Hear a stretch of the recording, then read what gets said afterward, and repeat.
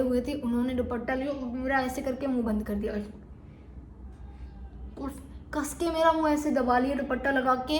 मैं अब और घबरा रही हूँ, मैं सो गई, पता नहीं बेहोश हो गई, सो गई बिल्कुल, मुझे कोई होश नहीं रहा। मुझे शाम तक कुछ नहीं पता था कि हस्बैंड साथ ना होने की वजह से जो चीज़ें हैं वो मैं आपको बताती हूँ।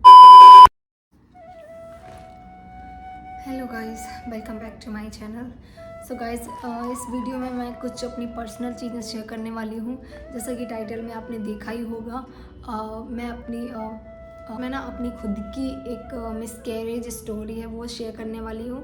क्योंकि मुझे लगता है जो गलतियाँ मैंने की हैं वो आप ना करें। बट जिनकी फ़र्स्ट प्रेगनेंसी होती है गाइस, वो बहुत ज़्यादा एक्साइटेड होते हैं और उनको चीज़ें नहीं पता होती हैं, जिसकी वजह से मुझे ऐसा लगता है कि मेरी बहुत सारी गलतियां हैं जिसकी वजह से मेरे साथ ये चीज़ हुआ था।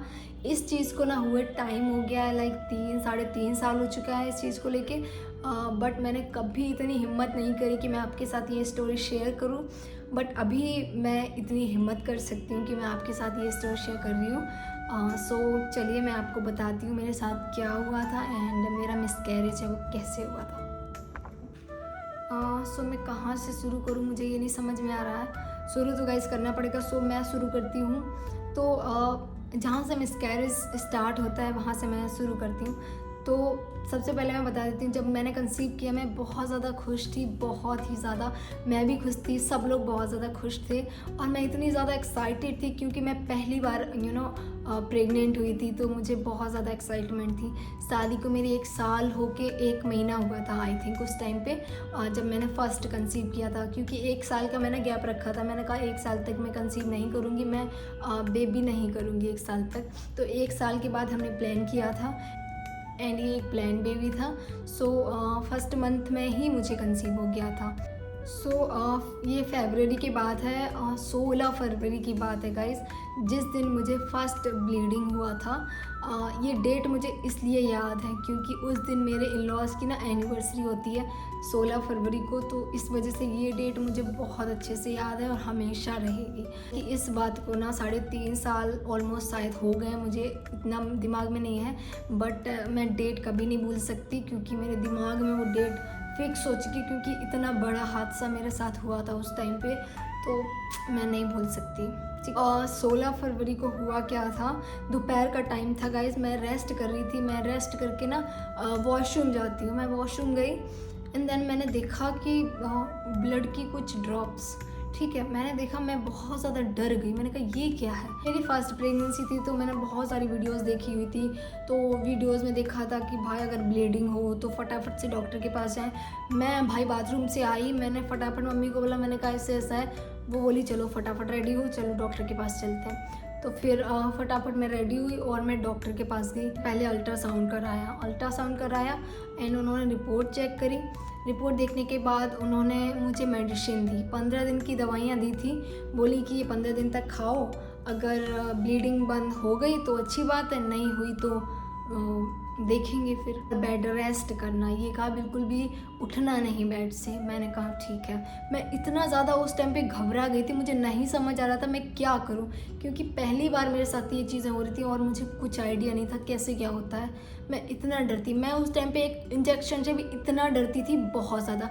अभी तो मुझे बहुत ज़्यादा इंजेक्शन लग चुके हैं, अब उतना डर नहीं है, बट उस टाइम पे ना मैं इतना डरती थी। इंजेक्शन अगर मैं देख लेती थी मुझे लगने आ रहा है तो मैं शोर मचाती थी, बहुत ज़्यादा डर लगता था।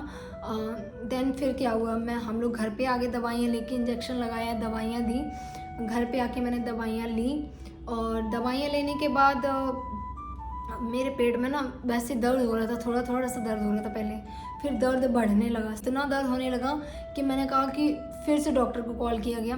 फिर डॉक्टर को कॉल किया तो डॉक्टर ने फिर से दवाइयाँ चेंज करके दी, बोली ये वाली दवाई ले लो, क्योंकि दर्द बहुत ज़्यादा हो रहा था।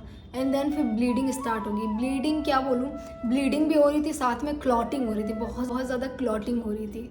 ऐसे बड़े बड़े क्लॉट्स आ रहे थे गाइज, मैं आपको पिक्चर भी नहीं दिखा सकती, मेरे पास वो अभी भी पिक्चर्स हैं लेकिन मैं आपको दिखा नहीं सकती। मुझे देख के मैं इतना घबरा रही थी, मुझे समझ नहीं आता मेरे साथ हो क्या रहा है। मैं इतना टेंशन में थी कि मैं बता ही नहीं सकती हूँ। मतलब कोई भी लड़की होगी भाई, अगर पहली बार है ना उसका प्रेगनेंसी, तो वो इतना ही घबराएगी। मैं बहुत ज़्यादा डर गई थी, मैंने कहा ये क्या हो रहा है, भगवान मेरे साथ ऐसा क्यों कर रहा है। देन फिर रात में ब्लीडिंग हो रही है, कंटिन्यू रात भर क्लॉटिंग हो रही है, ब्लीडिंग हो रही है। मैं पूरी रात आंख बंद नहीं करी थी गाइस, मैंने अपनी आंख बंद नहीं करी थी पूरी रात। मुझे पेन हो रहा था, बहुत गंदा वाला पेन हो रहा था। मेरे साथ ऐसी सिचुएशन ज़िंदगी में पहली बार आई थी। पहली बार मुझे इतना ज़्यादा पेन हो रहा था कि मैं कंट्रोल नहीं कर पा रही थी। मैं पूरी रात नहीं सोई गाइस, मैं पूरी रात ऐसे ही दर्द में तड़पती रही, क्योंकि हमने कहा कि सुबह, अब हम जहाँ रहते हैं वहाँ इतना ज़्यादा बड़े हॉस्पिटल्स नहीं हैं, तो उसके लिए हमें बाहर जाना पड़ता है। तो फिर सुबह का वेट करते रहे और गाइस क्लॉटिंग हो रही थी भाई, इतनी गंदी वाली क्लॉटिंग हो रही थी। मैंने कभी ऐसा नहीं देखा था और मैं इतना ज़्यादा घबराई हुई थी। मैंने सोचा भी नहीं था ये चीज़ें कैसे होती हैं, मुझे कुछ आइडिया नहीं था। तो जैसे ही फिर सुबह होती है, सुबह हो गया, हम लोग गए डॉक्टर के पास, फिर से डॉक्टर ने अल्ट्रासाउंड करवाया, फिर अल्ट्रासाउंड किया। उस टाइम पे भी मेरे पेट में बहुत ज़्यादा दर्द हो रहा था बराबर, क्योंकि ब्लीडिंग और क्लॉटिंग हो रही थी। ब्लीडिंग कम हो रही थी, क्लॉटिंग बहुत ज़्यादा हो रही थी। तो फिर हम लोग डॉक्टर के यहाँ गए, डॉक्टर ने अल्ट्रासाउंड करवाया, अल्ट्रासाउंड देखा तो डॉक्टर बोले कि बेबी नहीं रहा, और डॉक्टर बोले तुम्हारा डीएनसी करना पड़ेगा।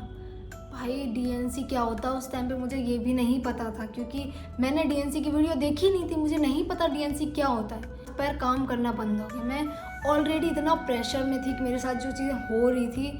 उसके बाद डॉक्टर ने कहा कि तुम्हारा ऑपरेशन करना पड़ेगा। Operation in the sense DNC करेंगे, ऑपरेशन नहीं करेंगे, ठीक है। बेबी को क्लीन करेंगे, बेबी के टिश्यूज़ वगैरह जो भी कुछ रह जाते हैं उनको क्लीन करते हैं डीएनसी से, कोई ऑपरेशन नहीं करते, कोई कट नहीं लगाते हैं। तो फिर हम लोग ने कहा कि चलो ठीक है, क्योंकि हमारे पास कोई ऑप्शन ही नहीं था, डीएनसी के अलावा हमारे पास कोई ऑप्शन नहीं था। मेरी हालत बहुत ज़्यादा ख़राब हो चुकी थी, बहुत ज़्यादा, क्योंकि मुझे इतना पेन हुआ, पूरी रात इतना पेन हुआ कि मेरे मुँह से आवाज़ नहीं निकल रही थी, समझ रहे हो आप। फिर डीएनसी के लिए हाँ कर दिया, फिर उन्होंने मुझे लिटाया डॉक्टर ने और एक इंजेक्शन दिया, ठीक है। तब तक मेरे घर वाले भी आ गए थे, मायके वाले, मेरी मम्मी आ गई थी, भाभी आ गई थी, और मुझे ना उन्होंने एक इंजेक्शन लगाया। वो इंजेक्शन लगाते ना मेरे पेट में और दर्द हुआ, एंड पेट साफ़ करने के लिए वो इंजेक्शन लगाया था। मुझे समझो इंजेक्शन से डर लगता है, मुझे समझ नहीं आ रहा मेरे साथ हो क्या रहा। उस टाइम पे मेरा दिमाग जो था वो काम करना बंद हो गया था, मुझे कुछ नहीं समझ आ रहा था उस टाइम पे। मैं बस छोड़ दी थी भगवान पे, जो भी होगा। मैंने सोचना बंद कर दिया था उस टाइम पे, क्योंकि मैं ऑलरेडी इतना ज़्यादा टेंशन ले चुकी थी, मुझे नहीं समझ आ रहा था क्या हो रहा है। फिर मुझे जहाँ पे उन्होंने डीएनसी करना था उस रूम में लेके गए, तो रूम में लेके गए गाइस, और मुझे वहाँ लिटा दिया। मैं इतना ज़्यादा अंदर से घबराई हुई थी कि पता नहीं ये लोग क्या करेंगे। मुझे ये नहीं मालूम था ना डीएनसी होता क्या है, उस टाइम पे मुझे नहीं पता था। पता नहीं, मुझे ऐसा लग रहा है काटेंगे, पता नहीं क्या करेंगे, ऑपरेशन करेंगे, मुझे कुछ नहीं पता था। मैं ऑलरेडी इतना डर रही थी। तब तक एक नर्स आई और यहाँ पे मुझे इंजेक्शन लगा दिया, मेरे हैंड पे यहाँ पे इंजेक्शन लगा दिया। और इंजेक्शन लगाते ही, मुझे नहीं पता ये किस चीज़ का इंजेक्शन है, मुझे कुछ नहीं पता था, ठीक है। इंजेक्शन लगाते ही मेरे सामने ना सब ब्लर होने लगा, कुछ नहीं दिख रहा सही से, बहुत ज़्यादा ऐसे ब्लर हो रहा है, मेरी आंखें ऐसे ऐसे हो रही है, मुझे नहीं समझ आ रहा। मेरे सामने एक कैलेंडर लगा हुआ था, मैंने कहा पता नहीं मेरे साथ ये लोग मुझे बेहोश कर रहे हैं। मुझे लगा कि ये लोग मुझे बेहोश कर रहे हैं, और बेहोश करने के बाद पता नहीं मेरा क्या करेंगे, ऑपरेशन वगैरह करेंगे। मैंने वो कैलेंडर को ऐसे ही देखती रही, मैंने कहा मैं इससे नज़र हटाऊंगी नहीं, फिर भी मेरी आंखें ना ऐसे ऐसे कर रही, मुझे कुछ क्लियर नहीं दिख रहा था, बिल्कुल ब्लर दिख रहा था। मैं फिर भी आंखें ज़बरदस्ती खोल रही हूँ ताकि मैं बेहोश ना हो जाऊँ।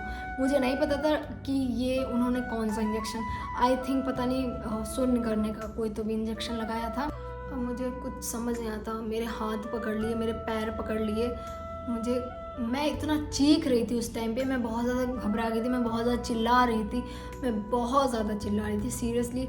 मम्मा मेरे उस रूम के गेट के बाहर मेरी मम्मी खड़ी थी, मैं इतनी ज़ोर ज़ोर से चिल्ला रही थी कि क्या बताऊँ। जब वो मुझे ले जा रहे थे ना, तब भी मैं कह रही थी मैं नहीं जाऊँगी, समझो मैं नहीं जाऊँगी। मुझे इतना डर लग रहा था उस रूम में, यानी कभी ऐसा मेरे साथ नहीं हुआ ना, तो मुझे नहीं पता था गाइस। सो मैं बहुत ज़्यादा डर रही थी। वो इंजेक्शन लगाने के बाद मैं थोड़ा थोड़ा ऐसे नशे में हो रही थी, लेकिन प्रॉपर नशा नहीं था, ऐसा मुझे दिख रहा है लेकिन वो क्लियर नहीं दिख रहा, ऐसा दिख रहा था। और मैं इतना ज़्यादा चीख रही हूँ, चिल्ला रही हूँ, हॉस्पिटल के बाहर तक मेरी आवाज़ जा रही थी। वो लोग बोल रहे थे चुप हो जाओ, बोलो मत, धीरे बोलो। मैं इतनी ज़्यादा चिल्ला रही थी क्योंकि मेरे साथ कभी नहीं हुआ, क्योंकि मैं इतना ज़्यादा डर रही थी, मुझे समझ में आ रहा था ये लोग क्या करने वाले हैं। उसके बाद मेरे हाथ पकड़ लिए, मेरे पैर पकड़ लिए लोगों ने, वहाँ पे जो लोग नर्सेस थी, लेडीज़ थी, उन्होंने। और उसके बाद ना एक आंटी थी, उन्होंने क्या किया कि मेरा मुंह बंद कर दिया। एक दुपट्टा था, मतलब उनका ही दुपट्टा था, वो डाले हुए थे, उन्होंने दुपट्टा लिया और मेरा ऐसे करके मुंह बंद कर दिया, कस के मेरा मुंह ऐसे दबा लिया दुपट्टा लगा के। मैं अब और घबरा रही हूँ, मैं इतना घबरा रही हूँ, मुझे लगा यार ये क्या कर रहे हैं। बड़ी अलग सी फीलिंग थी उस टाइम पे, सीरियसली ऐसे करके दबा लिया।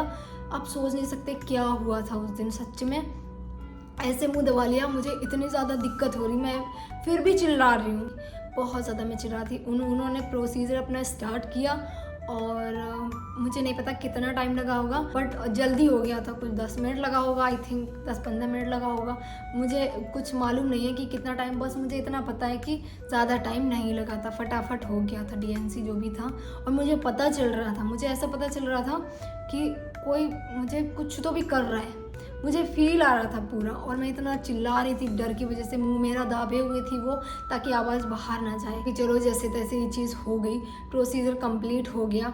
उसके बाद उन्होंने मुझे बाहर शिफ्ट कर दिया और लिटा दिया। उसके बाद भी मुझे पेन होने लगा, थोड़ी देर बाद मुझे बहुत ज़्यादा पेन होने लगा पेट में। फिर मैंने बोला कि मुझे बहुत ज़्यादा पेन हो रहा है, फिर कोई सुन नहीं रहा था, वहाँ पे कोई सुन नहीं रहा था। बहुत टाइम के बाद फिर उन्होंने मुझे इंजेक्शन लगाया एक, जिससे मेरा जो पेन है वो बंद हो जाए। मुझे इंजेक्शन लगाया और इंजेक्शन लगाने के कुछ 10 मिनट बाद मुझे वो पेन बंद हो गया। फिर उन्होंने कहा कि अब आप घर पे जा सकते हो। इस दौरान गाइस मेरे जो हस्बैंड थे वो मेरे साथ नहीं थे, क्योंकि वो बाहर काम करते थे, जॉब करते थे बाहर। उस टाइम पे वो बाहर ही थे, वो नहीं थे। और मैं आपको ये चीज़ ज़रूर बताने वाली हूँ कि क्या गलतियाँ करी थी मैंने, ठीक है, जिसकी वजह से मैंने ये सब झेला, ठीक।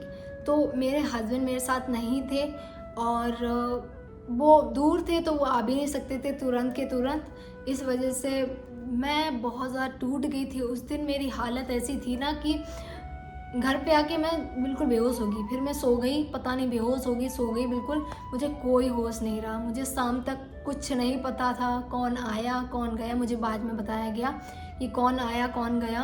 और मेरे हस्बैंड मेरे साथ नहीं थे उस टाइम पे। मुझे इतनी ज़्यादा ज़रूरत थी ना उनकी कि वो साथ में नहीं थे। अभी भी वो चीज़ें मुझे याद आती है तो बुरा लगता है। मैं बात करती हूँ कि मैंने गलतियाँ क्या करी थी। तो जब भी अगर आप प्रेग्नेंट हो रहे हो, लाइक अगर आपने कंसीव किया है, भाई आपके हस्बैंड आपके पास ज़रूर होने चाहिए गाइस, ज़रूर। आप कुछ भी करो, आपके हस्बैंड के साथ रहो। उस टाइम पे जब भी आप प्रेग्नेंट हो, आपको अपने हस्बैंड के साथ ज़रूर रहना है। बहुत ज़्यादा सपोर्ट की ज़रूरत होती है गाइस जब भी एक लड़की फ़र्स्ट टाइम प्रेग्नेंट होती है। फ़र्स्ट टाइम बहुत ज़्यादा चीज़ें अलग होती हैं। फ़र्स्ट टाइम बहुत ज़्यादा ज़रूरी है कि आपके हस्बैंड आपके पास हों। जो मेरे साथ ये गलती हुई थी, मेरे हस्बैंड मेरे साथ नहीं थे। अगर वो साथ होते तो शायद उस टाइम ये चीज़ें नहीं होती। बाकी हस्बैंड साथ ना होने की वजह से जो चीज़ें हैं वो मैं आपको बताती हूँ। तो कंसीव करने के बाद मैं ना बहुत ज़्यादा वीडियो देखती थी को लेके, क्या करना चाहिए, कब अल्ट्रासाउंड करवाऊँ। तो मैंने वीडियोस बहुत ज़्यादा देखी थी, बहुत सारी नॉलेज मैं ले रही थी, क्योंकि मेरा फर्स्ट टाइम था, मुझे इतना नहीं पता था कि कैसे क्या होता है। तो मैं बहुत ज़्यादा नॉलेज यूट्यूब से ले रही थी। तो मैंने मेरे हस्बैंड को बोला कि एक बार अल्ट्रासाउंड करवा लेते हैं। हस्बैंड ने कहा ठीक है करवा लो। तो जब अबॉर्शन हुआ तब मेरा 2 मंथ और 1 वीक था, इतना टाइम हुआ था। 2 महीने और 1 हफ्ता ऑलमोस्ट हुआ था जब मेरा अबॉर्शन हुआ, जब मुझे ब्लीडिंग स्टार्ट हुई। तो उससे ही पहले मैंने अपने हस्बैंड को बोला था, ऐसा कुछ 5 वीक में बोला था, 5 और 6 वीक मैंने देखा था गूगल पे कि 5 और 6 वीक में बेबी की जो हार्ट बीट है वो आ जाती है। तो मैंने उनको बोला कि मुझे अल्ट्रासाउंड करवाना है, घर पे बात करो। उन्होंने घर पे बात करी, उनको कोई प्रॉब्लम नहीं थी, बोले ठीक है करवा देंगे। उन्होंने घर पे बात करी तो घर पे मदर इन लॉ हैं, उन्होंने बोला 3 महीने से पहले कुछ नहीं होता, 3 महीने से पहले कोई अल्ट्रासाउंड नहीं करवाना होता है, कोई ज़रूरी नहीं होता। पहले के लोग देखो पहले के लोगों को लगता था कि 3 महीने के बाद ही हार्ट बीट आती है, धड़कन 3 महीने के बाद आती है, बट ये गलत था। ऐसा नहीं है, धड़कन आ जाती है 5 to 6 वीक के अंदर ही बेबी की हार्ट बीट आ जाती है। तो ये चीज़ उनको नहीं पता थी। वो बोली कि 3 महीने तक कुछ नहीं कराएंगे, कोई दवाई नहीं कराएंगे और कोई अल्ट्रासाउंड नहीं कराएंगे। अब मदर इन लॉ की तो बात माननी पड़ेगी। तब मेरी शादी को 1 साल ही हुआ था, तो मैंने फिर कुछ नहीं कहा। तब मैं ज़्यादा बोल भी नहीं सकती थी, भाई हस्बैंड साथ में थे नहीं। अगर वो होते ना उस टाइम पे तो मैं करा लेती अल्ट्रासाउंड, और अल्ट्रासाउंड हो जाता ना गाइस तो प्रॉब्लम पता चल जाती और उसकी दवाइयाँ भी स्टार्ट हो जाती। जब भी आप कंसीव करते हो उस दिन से ना आपको दवाइयाँ खानी होती हैं। ये फॉलिक एसिड वगैरह ये स्टार्टिंग से ही खाने पड़ते हैं, ठीक है। जो आयरन कैल्शियम की टैबलेट हैं वो बाद में खानी पड़ती हैं, लेकिन जो फॉलिक एसिड वगैरह है ये शुरू से ही खानी पड़ती हैं जब भी आपका बच्चा हेल्दी रहता है। तो हमने कोई दवाई नहीं करवाई, हमने कोई अल्ट्रासाउंड नहीं करवाया, क्योंकि मदर इन लॉ ने मना कर दिया। तो मैं भी फिर कुछ नहीं बोली, मैंने कहा चलो ठीक है। मैं इतनी नहीं बोलती थी, मतलब बोल सकती थी, ठीक है। पहली गलती ये हुई। तो कुल मिला के ये है कि आपके हस्बैंड होने चाहिए आपके सपोर्ट में, आपके साथ होने चाहिए, ठीक है। बहुत ज़्यादा अकेला लगता था, मतलब आपको मालूम है कि प्रेगनेंसी में मूड स्विंग्स होते रहते हैं, तो बहुत ज़्यादा अलग फीलिंग आती थी। ऐसा लगता था हस्बैंड कभी भी आप कंसीव करो, आप प्रेग्नेंट हो तो आपके हस्बैंड आपके साथ ज़रूर होने चाहिए। ये चीज़ आप याद रखना, क्योंकि बहुत इम्पोर्टेंट टाइम हो। ये गलती हुई। दूसरा आपको क्या करना है, अगर आप प्रेग्नेंट हो गए हो, पहले तो आप घर पे टेस्ट करोगे ही करोगे। उसके बाद आपको डॉक्टर के यहाँ जाना है और ब्लड टेस्ट करवाना है। उसके बाद डॉक्टर जो भी मेडिसिन प्रिस्क्राइब करे, जो भी आपको खाने को बोले, वो सब कुछ खाना है आपने। जो भी मेडिसिन आपको दे और जो भी खाने को बोले वो सब कुछ खाना है आपने।